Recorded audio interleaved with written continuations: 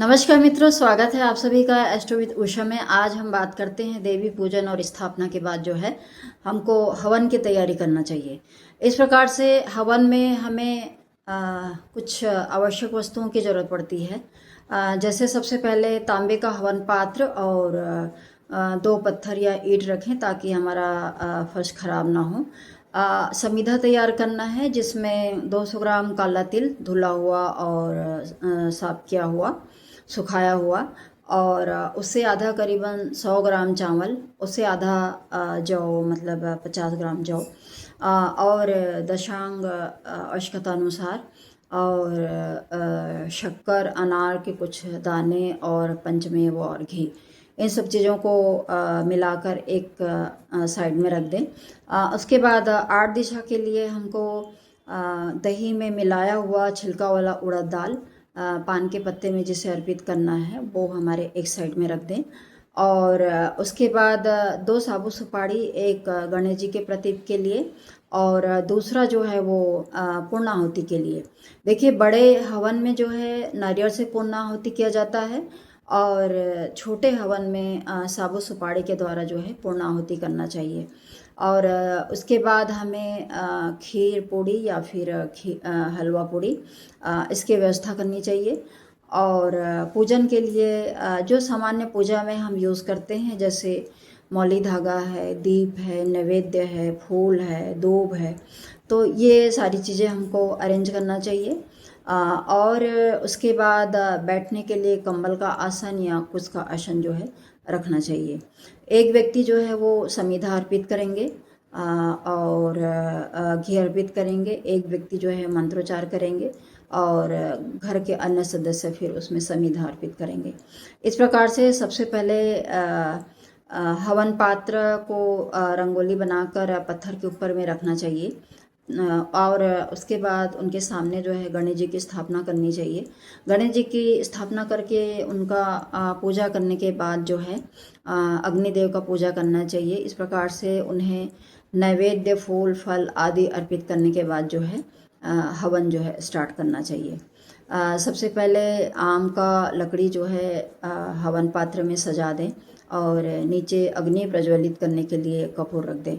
और कपूर को जलाने के बाद मतलब हमको समीधा आरंभ करना चाहिए। और समीधा अर्पित करने के पहले जो है अग्निदेव की हमको स्मरण करना चाहिए श्रद्धापूर्वक।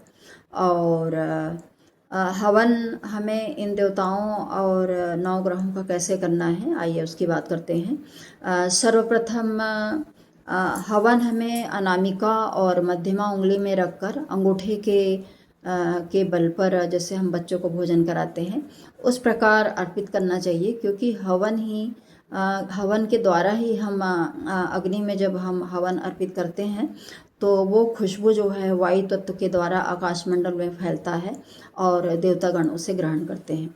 हमारा उद्देश्य एक्चुअल में वही है। तो सबसे पहले गणेश जी का स्मरण करते हुए ओम श्री गणेशाय नमः स्वाहा इनकी आहुति जो है 8 बार दें। उसके बाद श्री लक्ष्मी नमः स्वाहा, ये हम 9 बार प्रदान करें।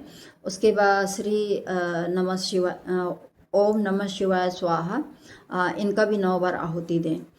उसके बाद ग्राम देवताभ्यो नमः स्वाहा, कुल देवताभ्यो नमः स्वाहा, स्थान देवताभ्यो नमः स्वाहा, इष्ट देवताभ्यो नमः स्वाहा, पितृ देवताभ्यो नमः स्वाहा।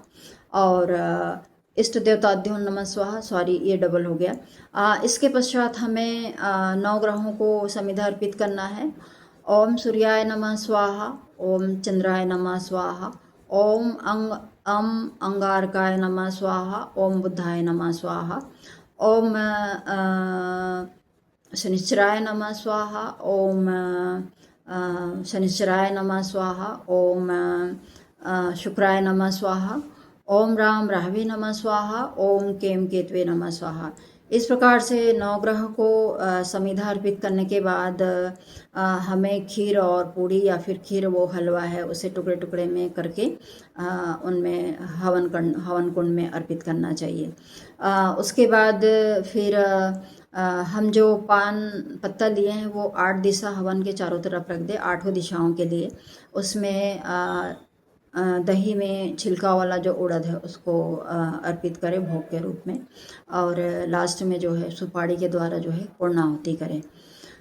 तत्पश्चात देवी जी की आरती करनी चाहिए, और आरती होने के बाद फिर हवन कुंड का परिक्रमा जो है 7 बार 9 बार 11 बार जो करना चाहिए, और उससे जो उस हवन पात्र में जो हम राख की उत्पत्ति होती है उसे हमें अपने कंठ पर, माथे पर, हृदय पर जो है वो ग्रहण करना चाहिए, और अंत में श्रद्धापूर्वक प्रणाम करने के बाद यह कार्य जो है संपन्न करना चाहिए।